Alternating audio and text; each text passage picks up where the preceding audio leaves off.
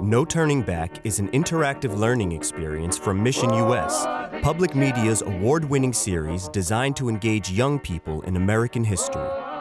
In No Turning Back, players take on the role of Verna Baker, a fictional African-American teen from the Mississippi Delta. Through Verna's experiences, they learn about the challenges of life under segregation in the Jim Crow South, and the important role that youth played in bringing about change during the 1960s civil rights movement. The prologue begins in 1960, when Verna attends the funeral of her grandfather, who passed away after having a heart attack. The hospitals near us don't give decent treatment to colored folks. And by the time we got him to the Negro hospital, it's too late. Players can choose one of her grandfather's possessions as a keepsake: a book of poems, a photo of her grandfather driving a school bus for black students, or a pin from the UNIA, a global black unity organization. Each earns the player a badge and represents the ways African Americans asserted their rights and pride. At the funeral, Verna sees her cousin Addie and her friend Robert, who is visiting from Chicago. Robert is excited about recent civil rights protests. Well, I heard about some civil rights groups that are doing lunch counter sit-downs or sit-ins. They seem to be changing something. But Addie cautions that her father, Verna's uncle, thinks the sit-ins are a bad idea and will only put young people in harm's way. At the end of the prologue, Verna leaves home to attend a new black high school in the city of Greenwood. It was their idea to send me to the new Negro high school in Greenwood. It's supposed to be the best in the Delta. In part 1, after Verna arrives at her aunt and uncle's house, cousin Addie takes Verna into the city to run errands. Along the way, Verna experiences aspects of the Jim Crow system. In a discount shoe store, Verna and other black customers are not allowed to try on shoes before buying them. At a department store, Verna may be accused of shoplifting if she picks up buttons while browsing. And there are businesses where black customers must use back entrances or separate ordering windows. Verna also meets black business owners and professionals who show the community's strength and pride. For example, she may meet Miss Gibson, a cafe owner, Miss Polly, a salon owner, and Mr. Robinson, a pharmacist, as well as Miss Annetta, the choir director at Uncle Curtis's church. I just wanted to say to you that you have a great light inside of you, Verna. Verna soon starts school and gets involved with the church and choir. In part 2, Verna reads a letter from Robert in which he talks about President Kennedy. Kennedy talks big, all right. He wants to fight for freedom around the world. I want to see if he's going to start here at home.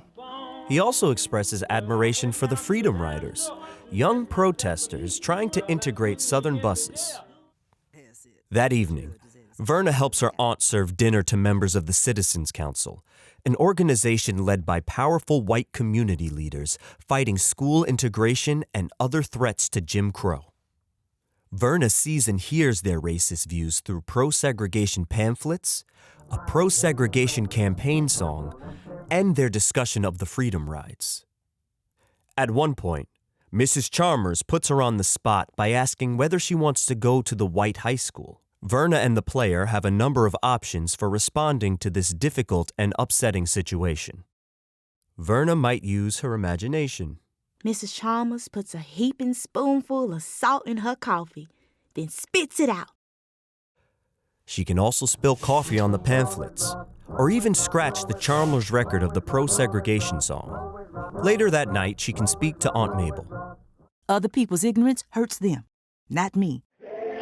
And the next day, she can channel her inner feelings through singing. The following day, Miss Annetta invites Verna to a secret meeting of the NAACP, a national organization fighting for justice and equality for African Americans. Verna meets historical figure Medgar Evers, who asks her to recruit young people for an NAACP youth branch. I believe we need young people to bring their energy and optimism to the movement. It's your future we're fighting for. When Verna and Addie go roller skating, Verna may attempt to recruit for the NAACP, and may or may not be successful depending on the player's choices. That night, Uncle Curtis shares that Miss Annetta has been fired due to her work with the NAACP. He then gives Verna a stern warning about her own involvement with the group. You've broken my trust and put us all at risk. In part 3, Verna goes home to Sunflower County, where she and her grandmother attend a mass meeting about citizenship and voting. To vote in Mississippi, they say you have to pass a literacy test and pay a tax. But we say voting is the constitutional right of every citizen.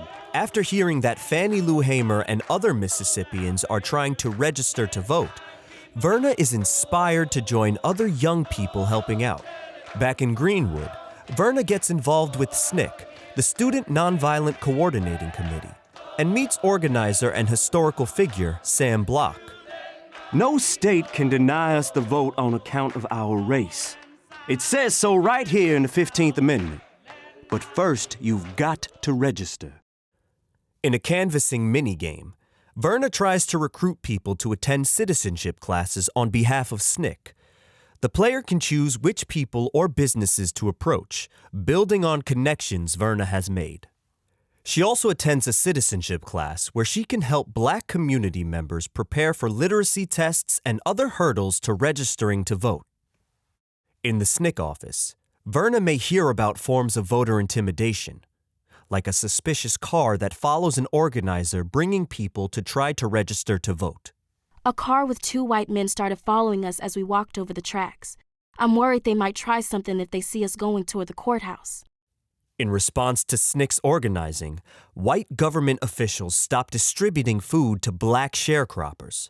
But SNCC gets supporters from the North to help with donations of food and other supplies, while continuing voter registration efforts. By the end of Part 3, the Black community of Greenwood is energized behind the movement. A whole crowd of us marched down to the courthouse. You don't scare us anymore. You don't scare us anymore. Welcome to the movement, Mississippi.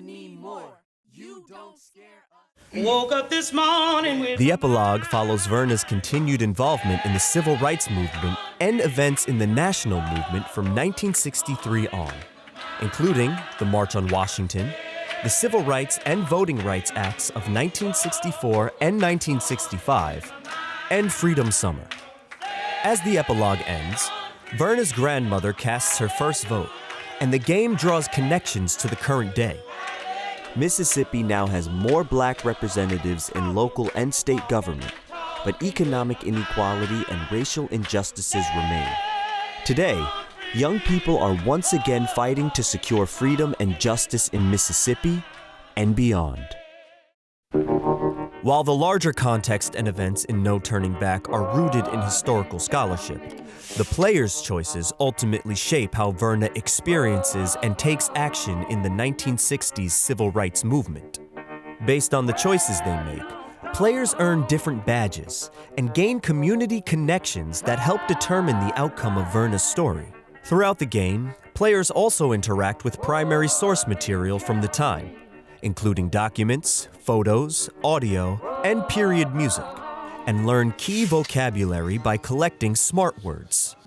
No Turning Back was developed with input from historical scholars, former SNCC staff, Mississippi community members, youth development experts, and dozens of teachers and students.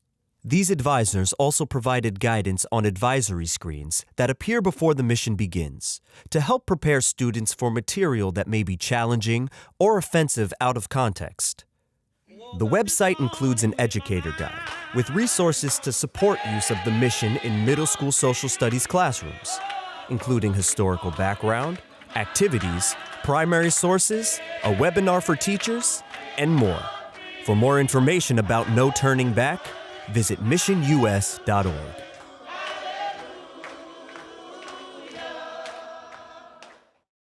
Today's session is exploring the civil rights movement using interactive game-based learning.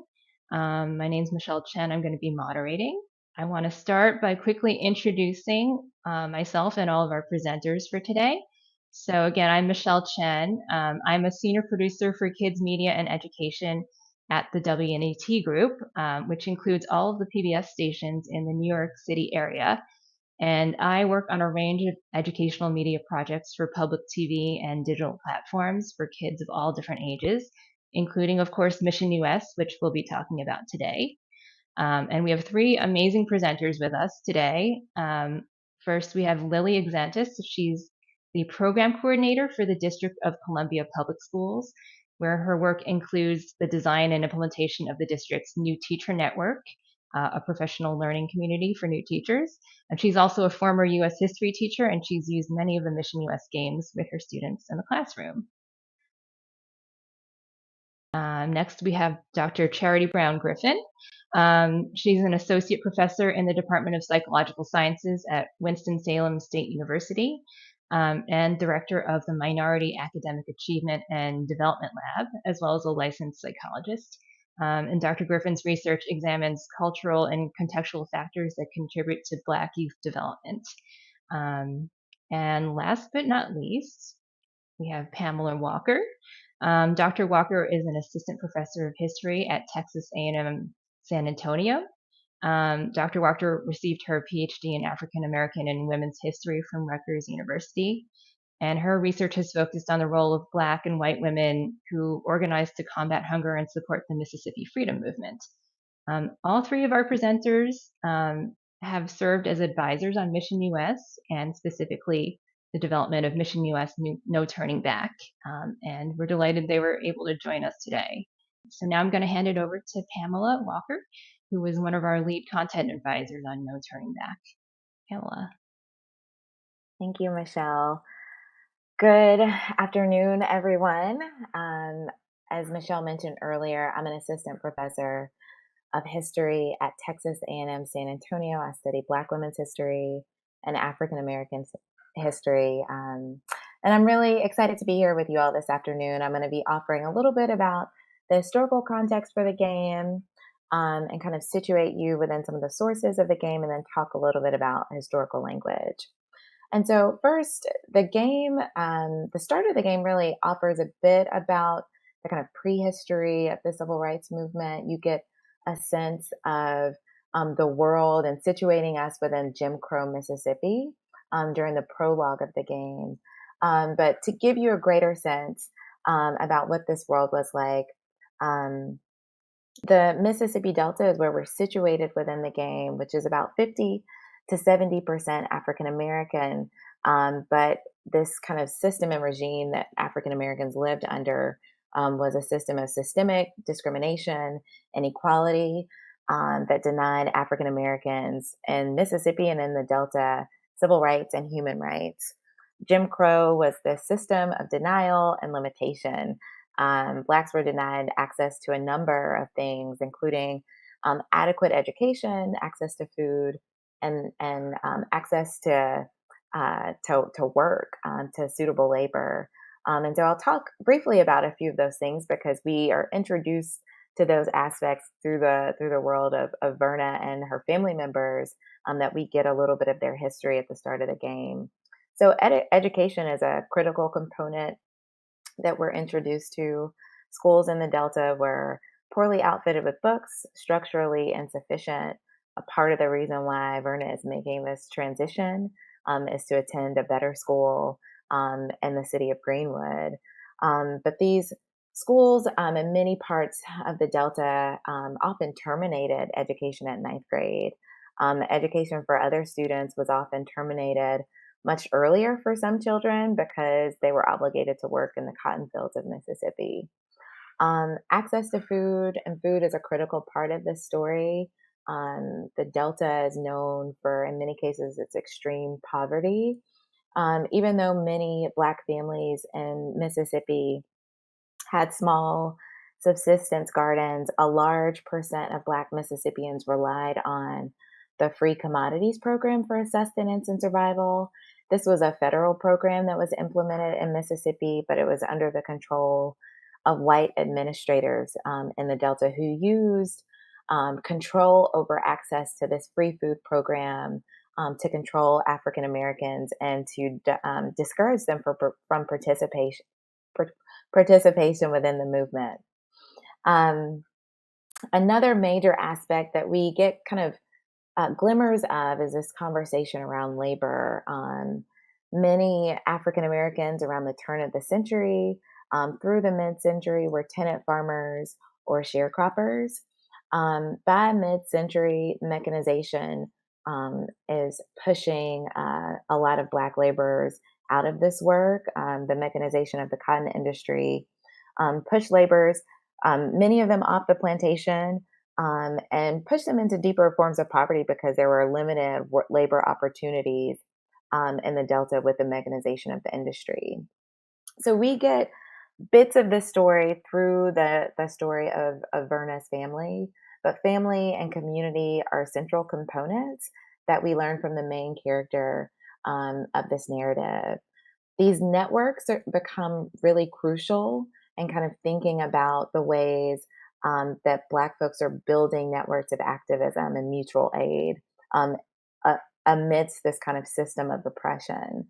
And so throughout the game, there are a couple of components that become critical, thinking about Black beauty shops, businesses, and groups that become critical sites for organizing, or something that the game does an excellent job of kind of making sure we're attentive to. And these kind of alternative sites for organizing are really important because we often think about the Black church as being one of the central sites, but many Black churches were hesitant to engage in the movement in visible and public ways because of the reprisals that they faced. Through the game, we're also introduced to important figures like Medgar Evers, who was doing work prior to the 1960s in the Mississippi Delta, investigating the murders of Emmett Till and Clement Milton. And he also investigated these instances of discrimination at food distribution. And so Werner encounters these historical figures, real historical figures, and because inspired by this activism and inspired to join the youth movement.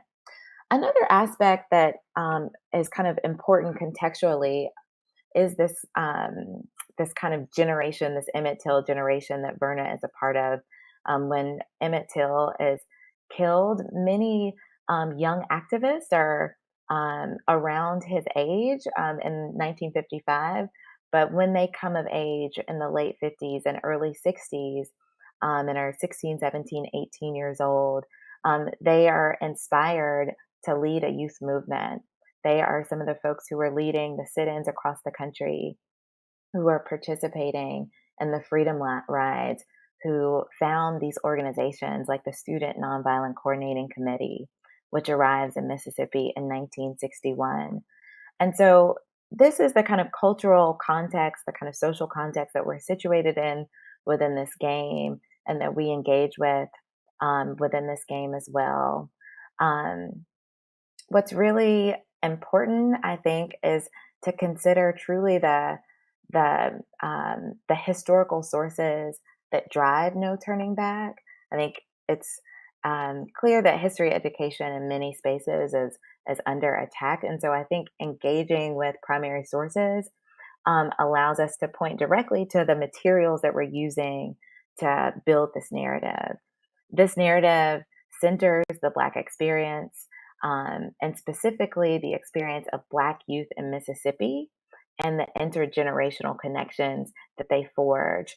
But this is not a reimagining of history. It uses real historical sources to drive the narrative, historical actors, and kind of composite figures of ordinary people and participants to tell this story. So we use primary sources, memoir, oral histories are primary and significant drivers of this game that build the world in which the characters inhabit. But we also have flyers, maps, memos, photographs, and documents from organizations like the Student Nonviolent Coordinating Committee, which fought for freedom.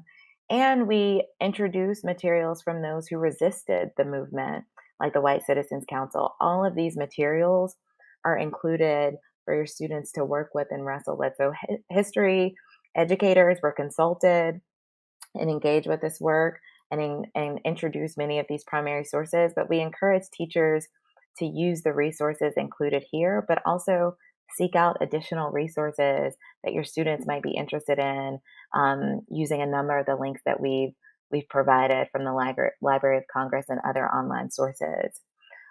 Finally, I'll just talk briefly about historical terminology and a note on language in the game. And I've written a more extensive blog on this that you can find on the website. But No Turning Back uses historical language when referring to race. None of the language in the game would be specifically considered racial slurs, but would be considered offensive to use today. These terms like colored or Negro. Um, the designers of the game No Turning Back made the choice not to use terms that would be anachronistic or out of place in the game. Many Black folks in the early 1960s were still proud of identifying as Negro. They capitalized the term as a sign of respect and dignity. The terms, however, colored and Negro were once acceptable, but they are no longer acceptable terms and have fallen out of fashion when referring to people of African descent. And so, when discussing the game with your students and engaging with students, it's clear to kind of make those distinctions using the terms instead African American or Black person to describe the people engaging within the game. And so I would say it's important to have a conversation about language before you begin any historical conversation about race, but especially before the game. As a professor of African American history, I do this every semester that I teach. And I think students often get confused about what's appropriate when discussing history, and they're not intending to be malicious or ill intent. So having that conversation where you set the terms so that all the students in your class feel safe moving forward with this complicated and sensitive topic for some students, but it's important to kind of set the groundwork so that all students feel safe engaging in those discussions. And with that, I'll turn it over to Dr. Brown Griffin. Thank you. So, again, my name is Charity Griffin, and I'm an associate professor of psychological sciences at Winston-Salem State University, which is located in Winston-Salem, North Carolina. And because my research and clinical work focuses on cultural and contextual factors impacting Black youth experiences, particularly in the school setting, I want to take just a few minutes to spotlight the cultural significance of using No Turning Back, in particular for Black youth and other youth of color, and as well as for youth with having other identities as well. And so, if we each just take a moment to think about significant periods of development in our lives, many of us would likely agree that the middle and high school years are pivotal, or this period of which we refer to as adolescence, is included in these critical periods. And so, what do we know about adolescence? We know that this period is crucial for developing identity and understanding the self. And so, identity development is an important social emotional skill, often falling under this umbrella of self awareness. And identity formation is really about contending with this question of who am I and developing a strong sense of self. And as you can see pictured here as an illustration, we have a multitude of identities, some which may be more salient or important than others at any given time or place. But what we know for Black youth in particular and other youth of color is that racial identity is an important aspect of development, given the historical and contemporary politicization of race and racism experiences. And so when we talk about racial and ethnic identity development, we're talking about this collective identity that's based on a perceived common heritage with a racial or an ethnic group. And it includes understanding how others perceive you in terms of your race and ethnicity, and how you perceive yourself in terms of your racial group membership. And what is interesting is that racial identity is shaped by what we call in psychological and other research literatures racial and ethnic socialization. And this may seem like a big term, but you all are socialization agents yourselves. So we can think about socialization as how you shape and mold a child to understand different concepts. And so when we're talking about racial and ethnic socialization, we're talking about direct, explicit, unintentional, or even happenstance messages that children receive about race, the existence of racism, and how to understand the way race operates in society. And again, these messages can be indirect or implicit or direct messages. And children often learn how to make meaning of race from a variety of sources. So typically, caregivers such as parents or grandparents and extended kin are the first and most significant socializing agents for many children in terms of race during early development. But what we also know is that children navigate spaces external to the caregiver child relationship. And so community becomes important for socializing students, and that includes schools, teachers, media. And so, research in this area has made it clear that Black children in particular, as well as non Black youth, receive various messages about race and what it means in our society. And the most significant of these messages, or those that are most commonly delivered for Black children and other children of color, include those messages about race pride, teaching children about their history, their culture, their ethnic heritage, and also messages that promote or prepare them for bias that they may experience. So, messages that teach them how to cope with racial bias and racism in broader society.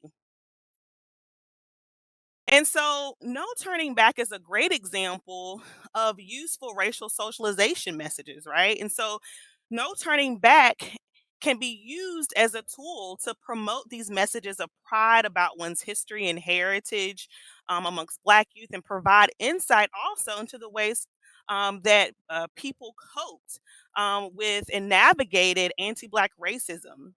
And so youth are able to see then firsthand in your classroom not only how Verna is able to navigate these negative racial encounters, but we also gain insight into important aspects of her culture as a Black American.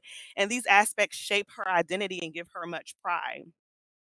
And so I just want to make a note that despite some people's fear of discussing race and racism, particularly in educational spaces, given our ongoing socio-political climate, research has been clear that racial and ethnic socialization positively impacts children by promoting a sense of a positive self, promoting a sense of pride, and by providing helpful tools for facing racism experiences,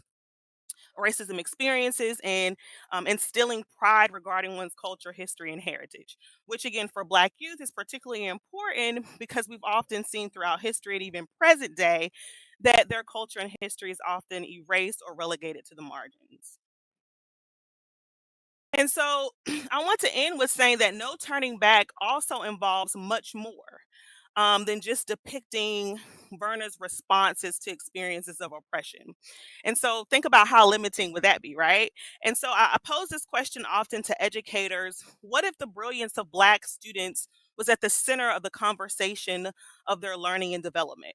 What if we thought about the brilliance of Black youth as axiomatic, which means self evident or unquestionable? And so when we think about brilliance being perceived and regarded as axiomatic, Black children can be successfully seen as adaptive. Their success is inevitable. The need for resilience promotion is shifted from the individual child to the system that does not promote their potential.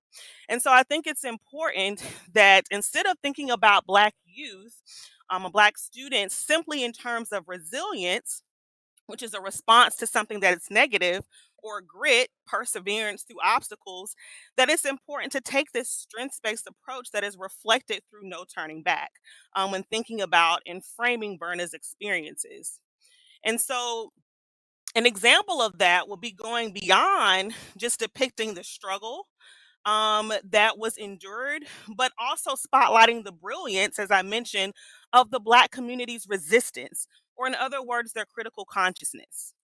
And so, critical consciousness is this ability to recognize and analyze systems of inequity and committing to take action against these systems. And we know that it's indeed critical for Black youth.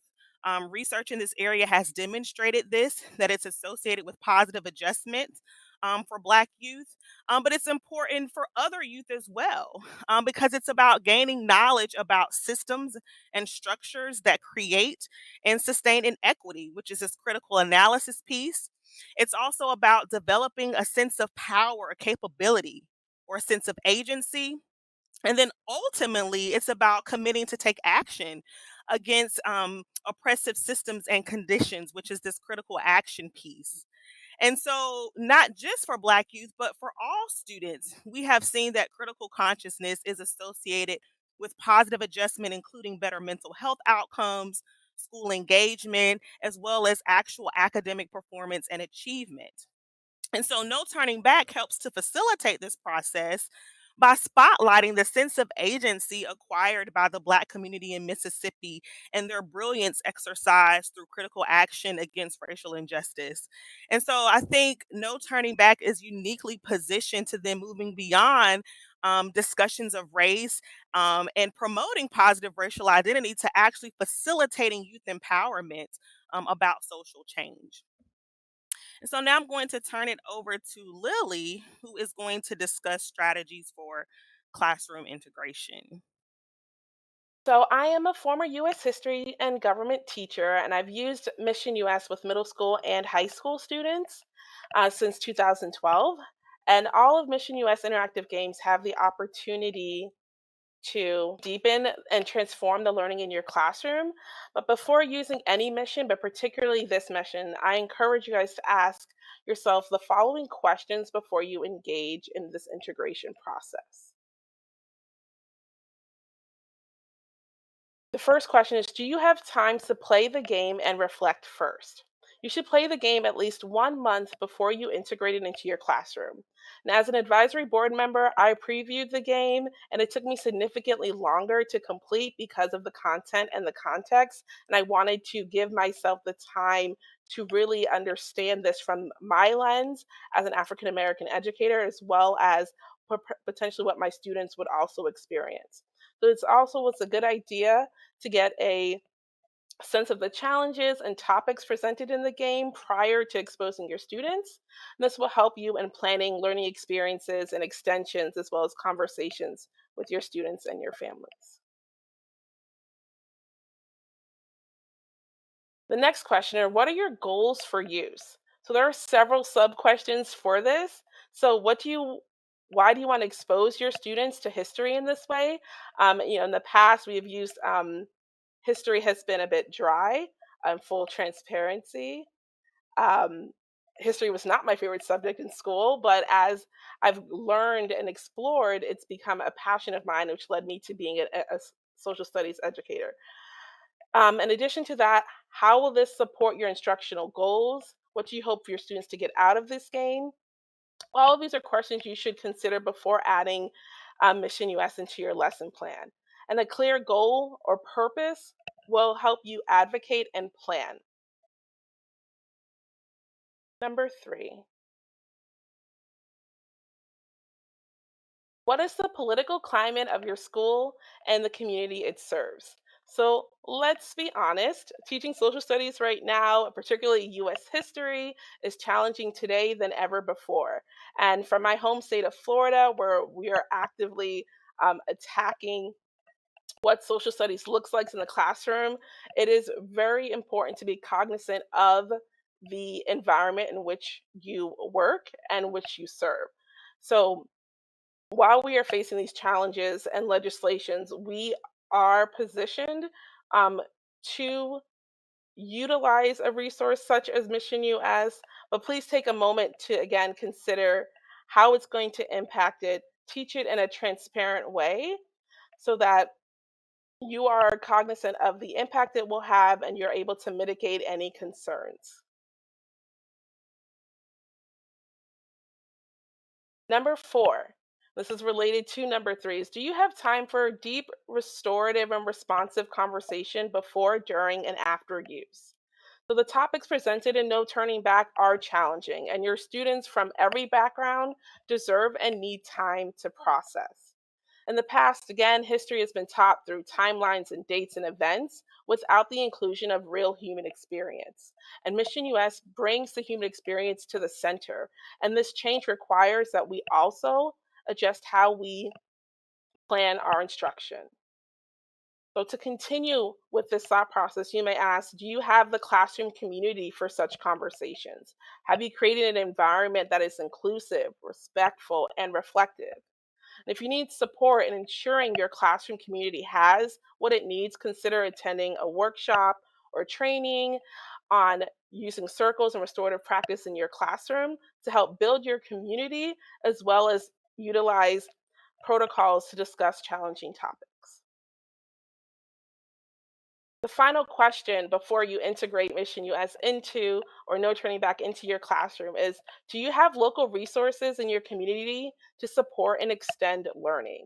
So, No Turning Back can provide the opportunity for you to connect with your local historical societies and continue to bring history to life in your classroom.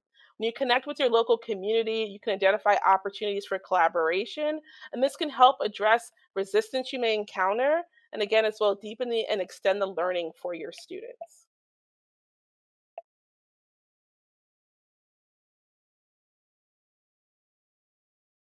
Now that we have considered the questions prior to integrating into the classroom, you're excited, there are some opportunities for integration. So when you're thinking about, I've prepared, I've played the game, where do I want to place No Turning Back into my learning or my lesson plan or my scope and sequence? There are many opportunities. You can use it to launch or conclude a unit of study. So to expand your students' understanding of the civil rights movement, as well as gain interest in the many stories within that time period.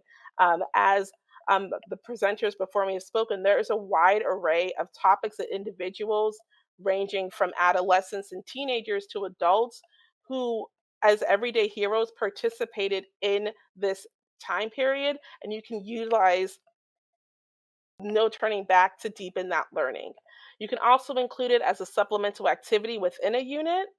So, as somebody who practiced UDL or Universal Design for Learning, I had Mission US used as a choice assignment for my students. So I said, we're going to explore, for example, I used Mission 4, City of Immigrants.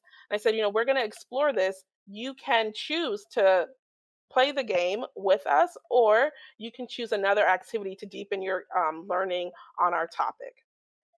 A third opportunity for engagement is as an extracurricular or after school club. So, No Turning Back as well can connect you to ideas and topics within journalism, utilizing student government, as well as other organizations on your campus. So you're not obligated to keep this within the confines of your social studies classrooms. Definitely um, be creative and look for opportunities for cross curricular engagement. The final opportunity for integration is family engagement event. As a educator that worked in a wraparound school with Title One services, we had opportunities to showcase our learning in the evenings for our families. So you can have a showcase night where you use this interactive game, as well as any of the other missions within Mission US, to demonstrate technology, social studies, as well as contemporary issues that you are engaging in your classroom. However you choose to integrate Mission US, or as well as No Turning Back, the integration should be intentional, supportive, and responsive. And we're going to break that down for you just a moment. So the first part is intentional. And I did see a question in the chat about, is this accessible and available for Florida? And I think that when you are going to use No Turning Back, considering the political and social climate of the community that you serve, this resource is aligned to your state and school standards or district standards. And we've done a lot of the heavy lifting for you at Mission US. So No Turning Back is aligned to Common Core standards within literacy and history. They're also part of the C3 framework for a college career and civic life, as well as the national standards for history, basic education, and partnership for 21st century skills. So we've prepared and aligned the content as well as the instructional resources that we will have a moment in a few to preview to the standards that you are held to as social studies teachers in your classroom. Integrated with a purpose can take many forms. You can use No Turning Back to support your civic duty unit as an example of youth activism. You can use it to discuss voting rights, the expansion as well as the limitations of the time period. You can use No Turning Back to support the civil rights movement as a whole and demonstrating how everyday people participated.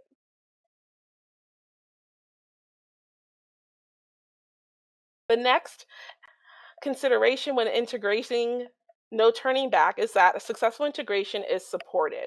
And so this support can look like many can take sorry excuse me many different forms.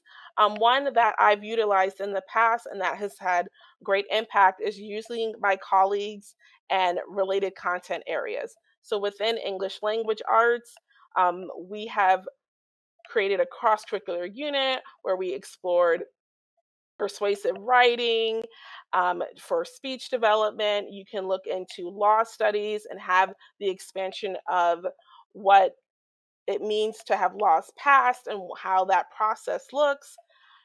Looking into performing arts and how art shaped and spread the movement across the country. The second opportunity for supported integration is connecting to your national and local historical societies. And through the links that are on this page, the national and local historical societies have many resources for having conversations to deepen it, as well as connect to your local societies, professional learnings, and they also have opportunities for guest speakers so you can bring that history even further to life. The last consideration is that successful integration is responsive. So I highly encourage you, and as educators, we are posed to listen to our students. You may need to modify how the game is played. You can play it in a whole group or in small groups with partners or individually. Think about who your students are, listen to how they respond and discuss the mission and adjust accordingly. There's no wrong way to integrate Mission US, but you must consider the impact it has on your students and your classroom and your community. And as educators, we're often so excited about a lesson or a topic that our students are, and we can push them to engage when they're not able. So please, encourage you to respect their decisions and provide an alternative. As I've said, using universal design for learning and providing options for your students to engage in this topic as well as the mission, I think is a great opportunity to give your students a sense of empowerment and guide their learning. So now that we have reviewed the mindset and instructional lens to best facilitate No Turning Back, I want to share a few educator resources that the Mission US team has created for you through their educator guide.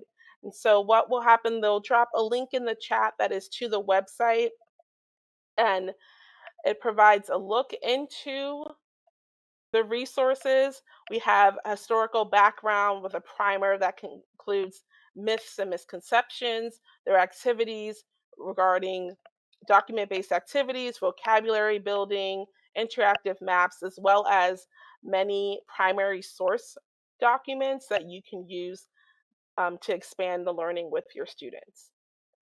So I encourage you to explore and use the resources that have been curated and prepared for you and your students. And we are now going to move to the Q&A portion of the webinar. I've seen lots of questions are popping up, so I'm going to pass it back to our moderator, Michelle. Thank you. Thank you so much, Lily, Charity, and Pamela. Those were fabulous presentations, gave us a lot to think about. And I see we do have a few questions in the chat. One of them is, how can we establish restorative and responsive relationships with children? I'm wondering if maybe Charity, do you want to take a stab at answering that one? Sure. I think the first priority is listening and empowering youth to use their voice. Again, if we think about the middle and high school years, this is adolescence where youth are seeking to develop autonomy and they want to make decisions and they want their voices heard. And I think oftentimes as adults, while we do have wisdom, that we oftentimes put our own ideas and perceptions onto our students in our classroom spaces. And so, if we want to build restorative relationships and make connections, we have to make sure we really lean into honoring and empowerment of youth voice. And move away from adultism. And it's very difficult, particularly as Lily discussed in this socio and political climate where you have adults making policies that directly impact what children are learning in the classroom and what they're exposed to. But I think as much as possible, if you can center student voice, and there are different strategies for doing that. I've seen teachers, I mean, doing things just like polling in classrooms, having writing prompts, submitting things anonymously to get feedback.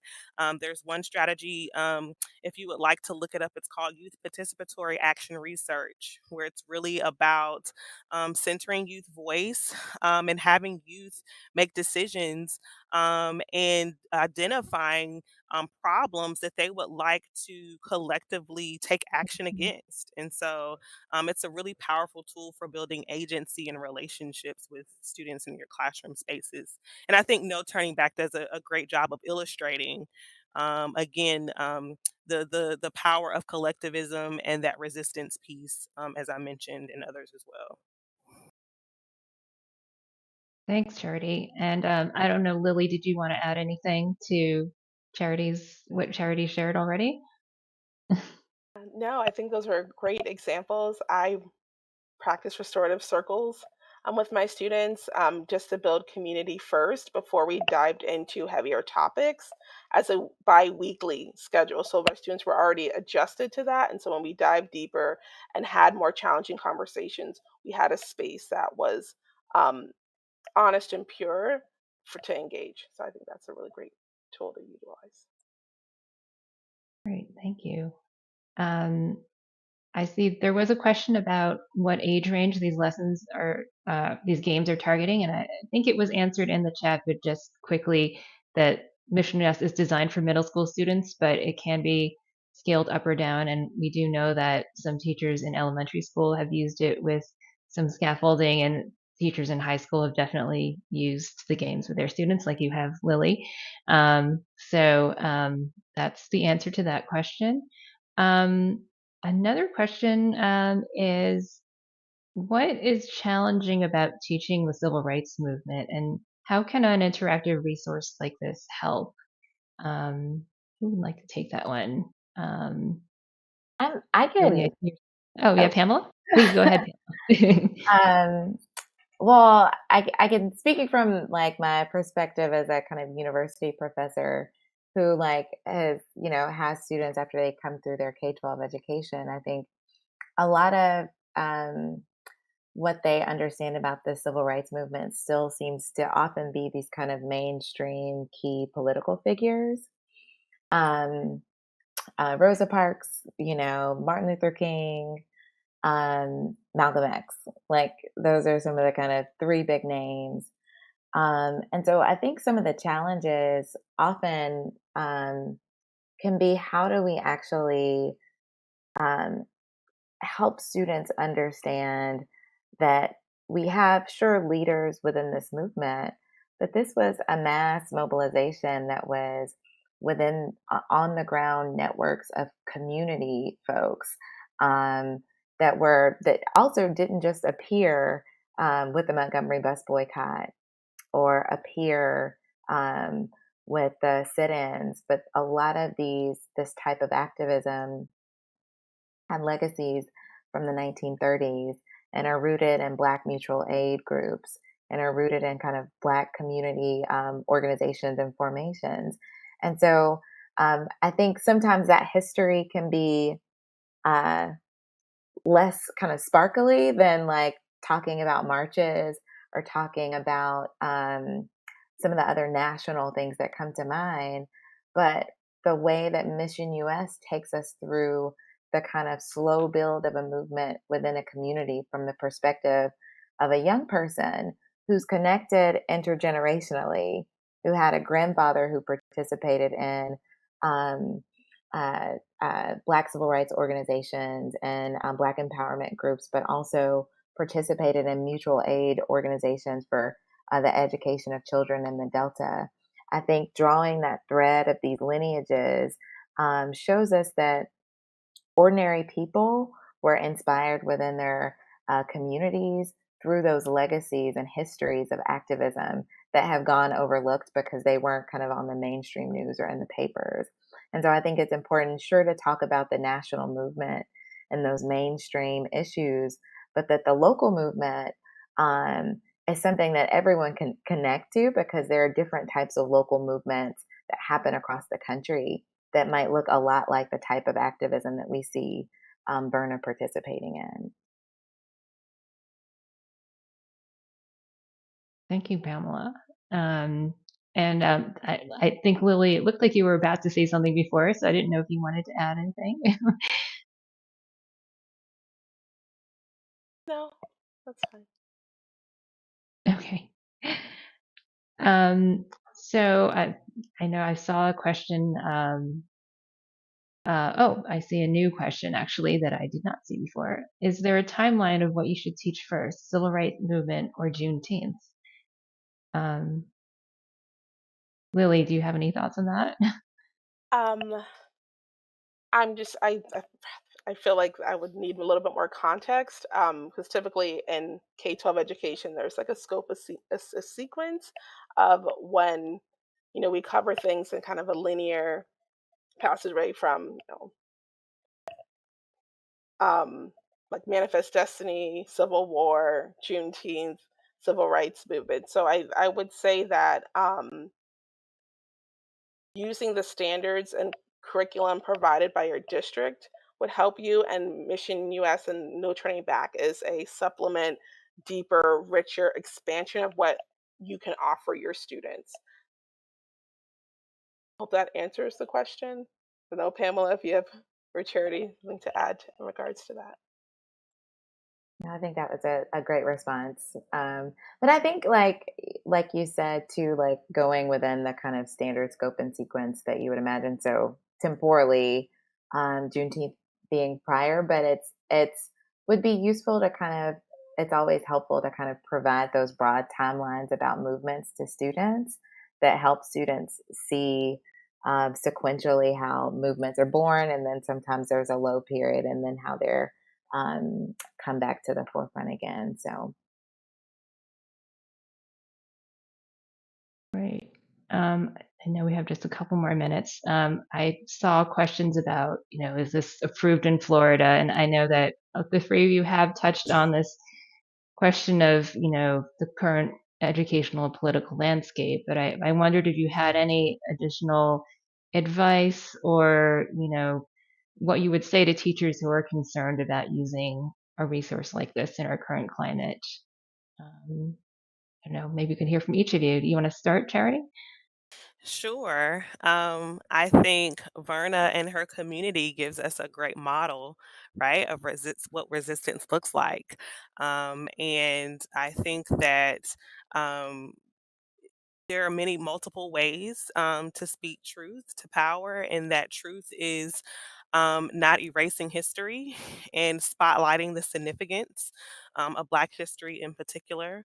As we think about the preeminence of anti Black racism and the erasure of Black history, particularly in public education, that is important to speak to our policyholders, policymakers, district leaders, school administration about what we want to teach. And I know teachers are uniquely positioned, right, where you do have this pacing guide and you do have these standards and you have the reality of having to do your job.